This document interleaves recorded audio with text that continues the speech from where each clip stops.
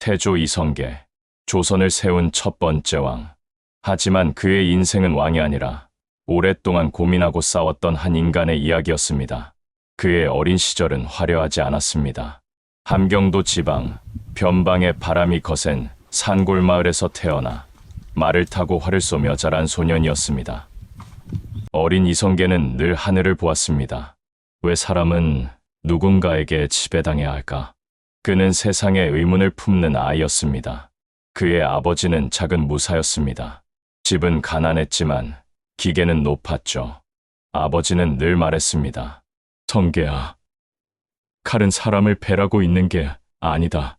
사람을 살리기 위해 써야 한다. 그 말은 평생 그의 가슴에 남았습니다. 이성계는 젊은 시절부터 전쟁터를 누볐습니다. 몽골 잔당과 왜구의 침입이 잦았던 시절, 그는 한 번도 패하지 않았습니다. 화살을 쏘면 백발백중, 결단은 빠르고 정확했죠. 전쟁에서 돌아오면 늘 마을 어귀에 서서 백성들의 얼굴을 살폈습니다. 굶주린 아이, 병든 노인, 그는 그들을 위해 자신의 군량미를 나누어 주었습니다. 부하, 장수들은 말했습니다. 장군, 저러다 병사들 먹을 것도 떨어집니다. 그러자 이성계는 이렇게 대답했죠. 백성이 굶으면 군사도 싸우지 못한다. 이성계는 이미 젊은 시절부터 백성을 먼저 생각한 장군이었습니다. 그의 명성은 하늘을 찔렀습니다. 하지만 세상은 점점 어두워지고 있었습니다. 고려의 왕은 권력을 잃고 대신들은 서로의 자리를 탐내며 싸웠습니다. 백성은 세금을 내고도 굶주렸고 길에는 도둑과 떠돌이들이 넘쳐났습니다. 나라가 서서히 썩어가던 시기였죠. 그때 명나라가 요동 지방을 장악하며 고려에 압박을 가해왔습니다. 우왕은 불안했습니다. 그리고 무리한 명령을 내립니다.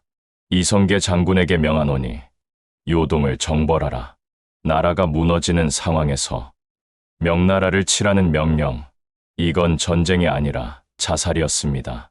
이성계는 고심했습니다. 이 전쟁은 옳지 않다. 큰 나라와 싸우면 백성이 죽는다. 그러나 왕의 명은 거역할 수 없었습니다. 그는 군사 5만을 이끌고 요동으로 향했습니다.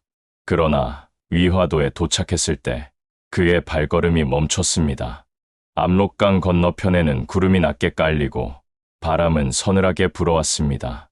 그는 밤새 강가에 서서 깃발이 펄럭이는 소리를 들었습니다. 이대로 가면 나라가 망한다. 백성의 피가 강물이 될 것이다. 그 순간 그는 결단했습니다. 군사를 돌려 조정을 향해 나아간 것입니다. 그날이 바로 위화도 회군. 그 결단 하나로 역사는 뒤집혔습니다. 그는 왕이 되려는 욕심이 아니었습니다. 나라를 살리려는 마지막 선택이었죠. 하지만 역사는 냉정했습니다. 그의 오름은 곧 반역이 되었고 그의 결단은 피로 이어졌습니다.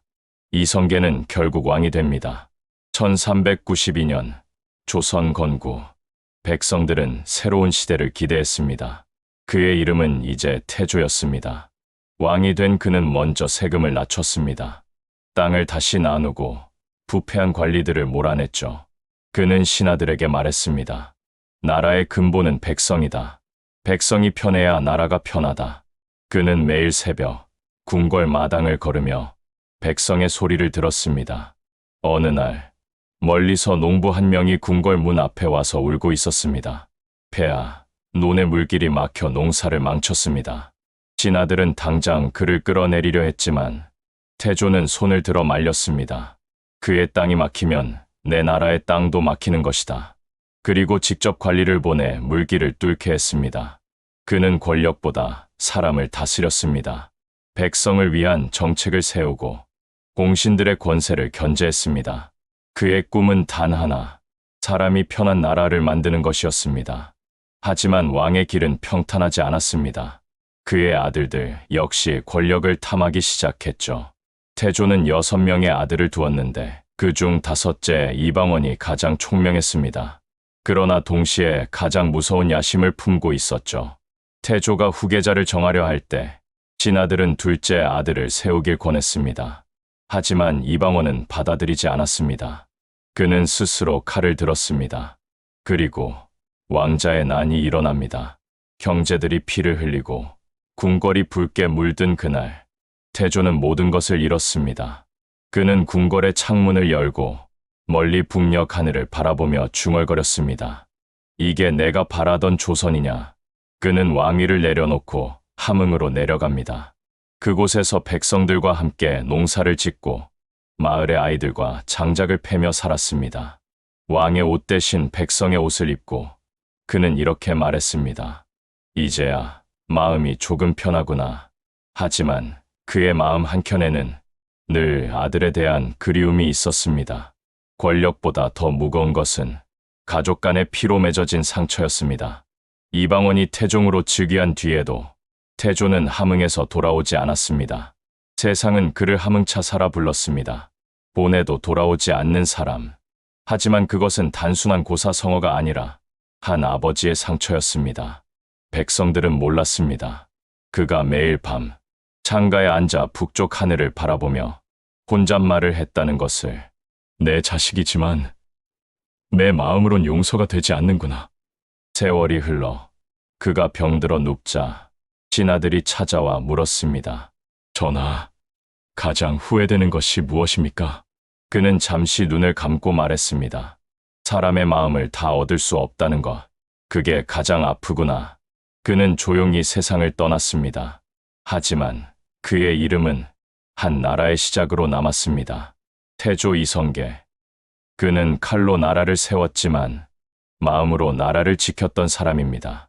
그의 결단이 있었기에 조선은 500년을 버틸 수 있었습니다. 백성은 그를 이렇게 불렀습니다. 이성계 장군은 왕이 아니라 백성의 편이었던 사람이다. 그의 무덤 주변에는 지금도 들꽃이 핍니다. 그건 마치 그의 마음속에서 피어오른 백성의 희망처럼 보입니다. 그의 이야기는 역사가 아니라 삶의 교훈이 되어 남았습니다. 태조 이성계. 그는 왕 중의 왕이 아니라 사람 중의 사람으로 기억됩니다.